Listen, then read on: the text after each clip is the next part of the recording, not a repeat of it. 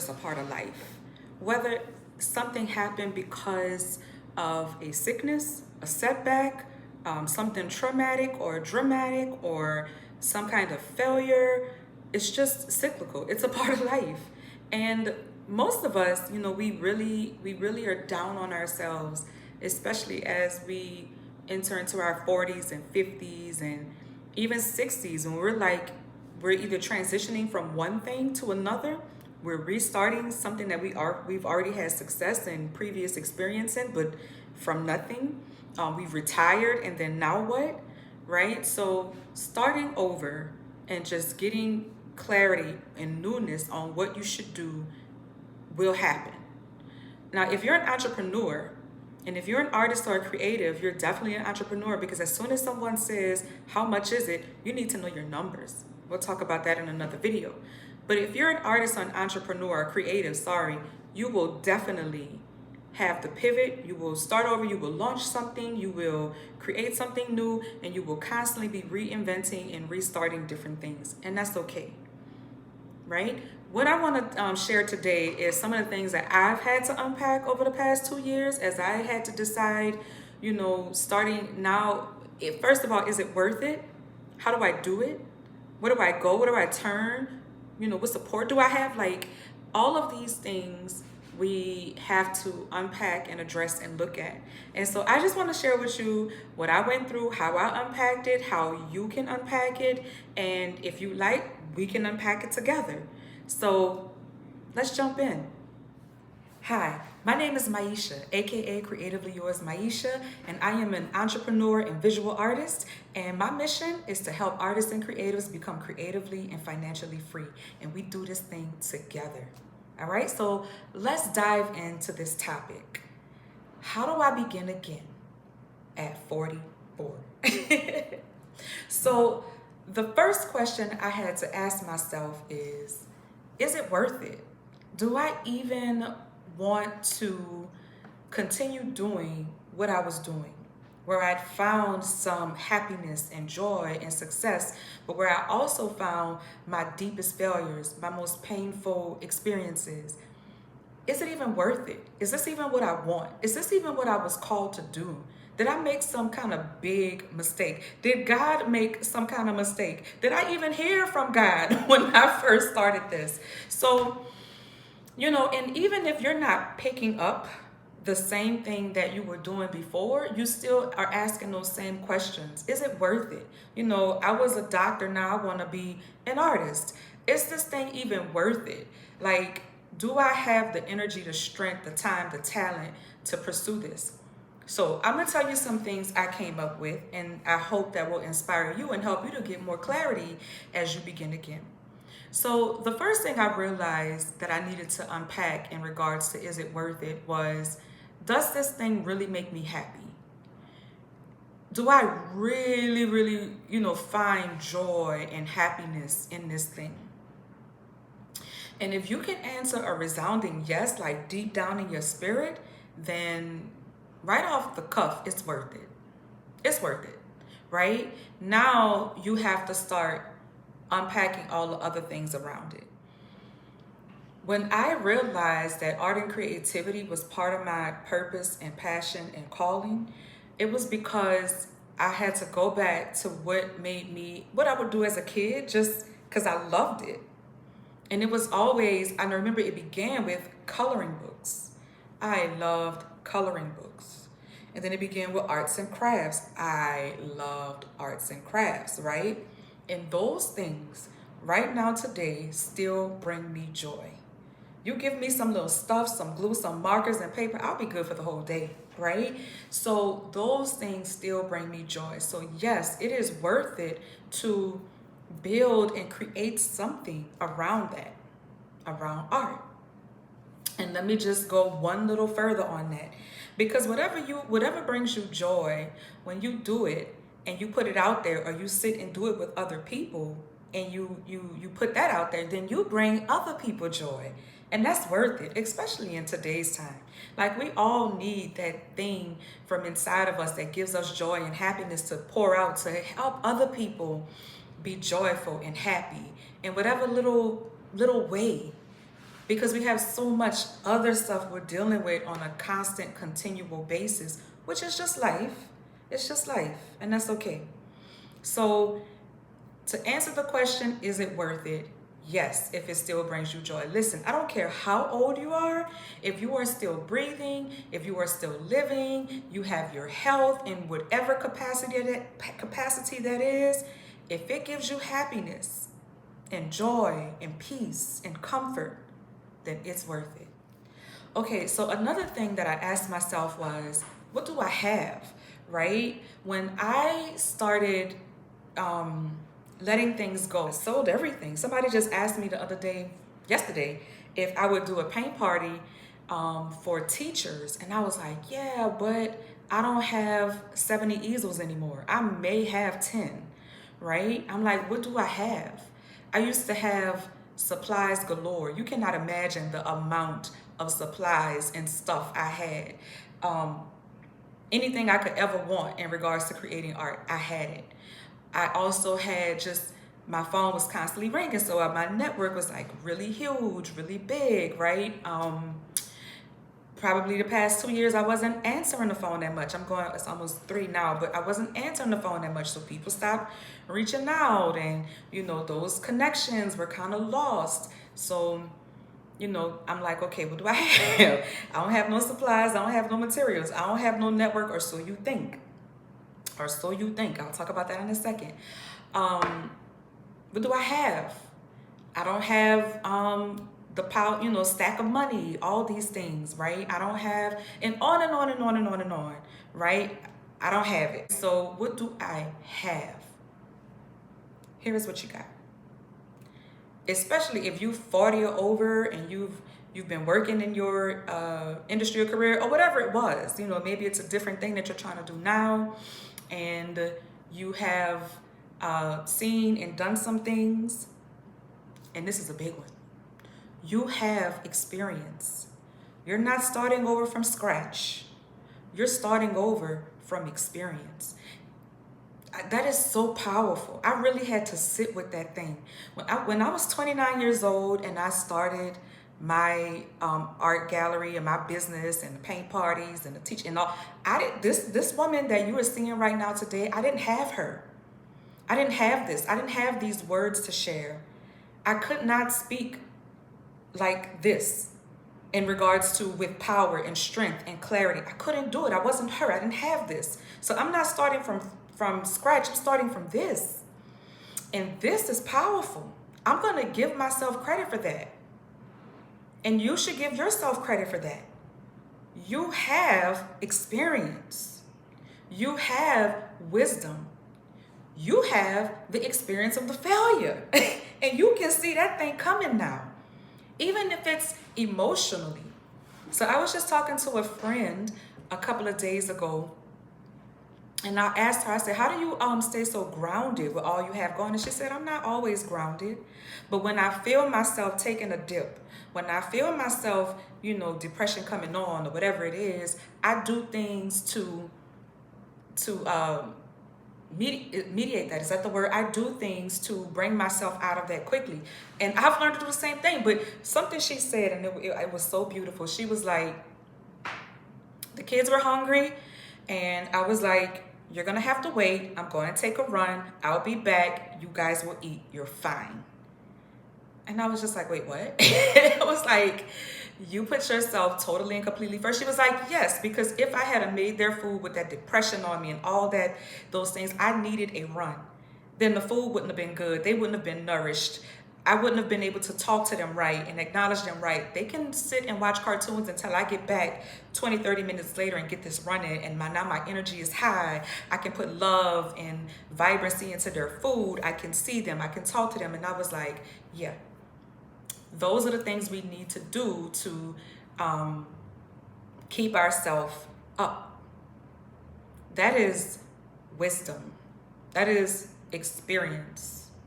You don't get those things just walking out here in life. You get those things from walking onto the battleground of life. And the only way she knew to do that is because this is her second wave of kids she's raising, because she's helping her sister, right? She did deplete herself with her first, with her kids. But now she has this group of amazing new little kids, and she's like, no, I have to take care of me first. So you have the wisdom. You can see it coming. You know what to do to not get to that place again. And if you get to that place again, you know how to pull yourself up out of that thing. Woo! Okay, so basically, I just have to tell you, you have it. You have emotional experience. You have wisdom. You have all kinds of experience. And let me go back to the network piece. So sometimes, we go through things and we fall out of contact with some people, and some people are very unforgiving of that. That we can't, really bother too much about that. It may bother us a little bit, but you have to let it go, because there are people who still love you, who still want to see you succeed, there are people who understand, because they're going through their own thing and they're mature enough to get that you were going through your own thing. Those are your people. The people who don't understand, they're not your people, and that's okay. So the network that you do have, and the people that have inspired you and touched you, or maybe you inspired them and y'all had a moment, reach back out. It's as simple as that. Reach back out. And that doesn't include everybody. Some things you gotta let go, and that's okay. Yeah, you might lament, the relationship or the connection, but let it go and move on.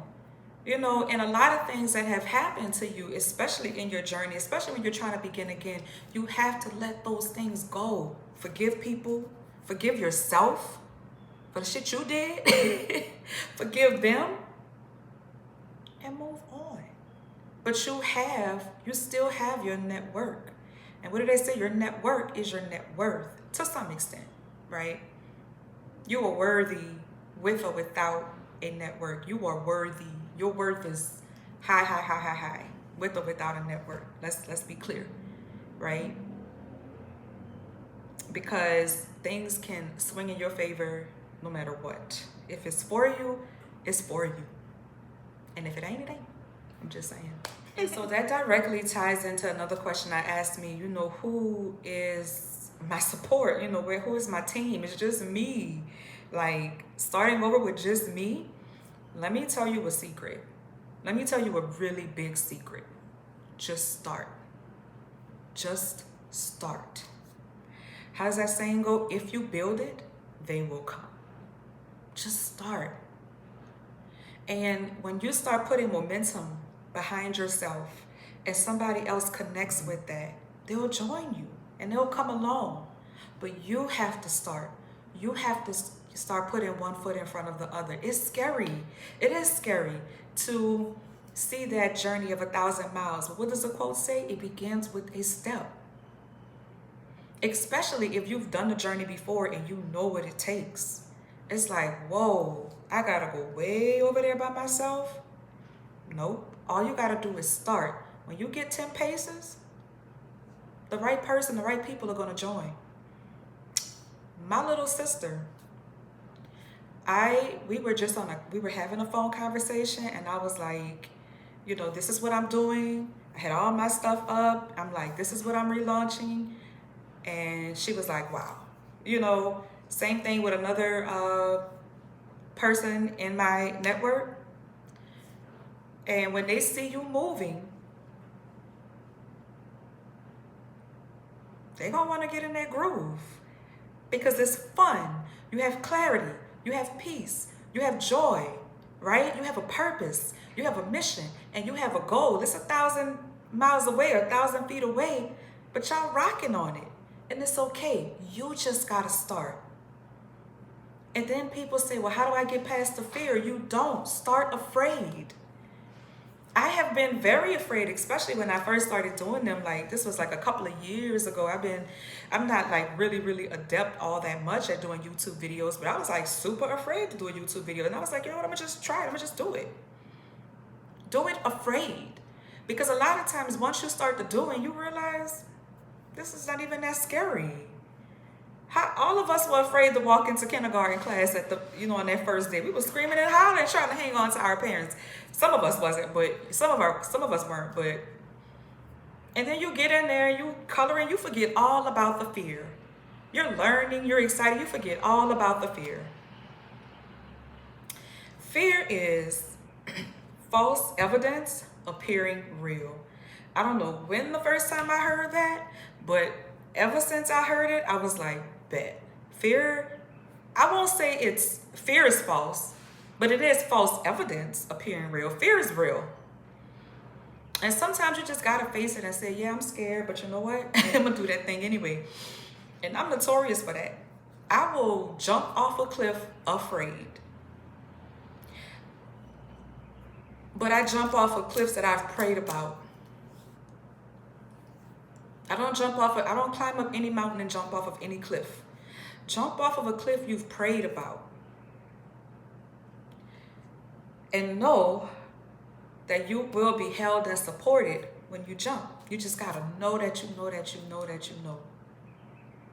And that on the way down, in the air, the wind that you need will catch you. And you'll fly. And this is metaphorically, but especially if you just close your eyes and allow the wind to take you and guide you and let your spirit be connected to the Most High, you will fly. You will not fail. If you have prayed about your calling and your purpose, you've got clarity on that. You have prayed about this mountain that you're climbing up. You know you're going up the right mountain and you're ready to jump off the cliff. Jump, sis. I'll never forget what my daddy said. If you jump in that water, I'm jumping behind you. Jump. But yeah, I'm all about risk, but smart risk.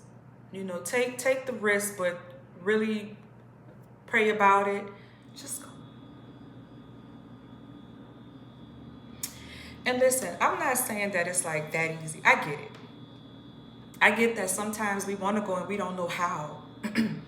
Or, we have this great big passion, this great big vision, and we don't really, really know how. Or we do, and we don't have the expert or the knowledge in all the parts, right? Like, oh, excuse me. You might be a fantastic artist. You might be a fantastic painter. But Wix and big commerce and all these things, that's not your thing. You need support and help in that. You can definitely go on Fiverr and find somebody that can help you build your website, do graphic design stuff. You can, there are all kinds of VA things that you can do. You can hire a coach. You can help somebody hire somebody to be mentored. Plug to myself. This is exactly what I'm doing. I am doing mentorship. We are together in this thing. I don't want to be in and out with you. I want to be your mentor for however long we need it and however long it lasts. And that's to not only, I don't want to only help you to be a great artist, but I want to help you to be a great entrepreneur so that you can have sustainability, longevity. And not just always trying to figure it out. You'll always have seasons where it's like, okay, how do I pivot? And that's where we have strategy. And so we talk about it. And we're like, okay, strategically, this is how this can be done or what we can do. Notice I said we. You are not doing it alone. So the title of this video is Starting Over at 44, Now What? Now what? How, who, what, when, where, why, all the things. I'll say the things to you that I say to myself. It's worth it. You have experience. You've faced failures that you can now learn from and see coming. You know how to pivot. And you can share. That alone is powerful. So is it worth it? Yes. Should I go? Yes. Now what? You get in alignment and you go. You jump. All right, I hope this video truly inspired you to begin again, give yourself grace, and do it with ease. You have so much to offer. I'd love to work with you. There's a link down below in the description that I'll drop so you can get in touch with me. Also, I have this fantastic 27-day creativity challenge coming up. Would love to see you on the journey. Lots of free bonuses for you. Peace.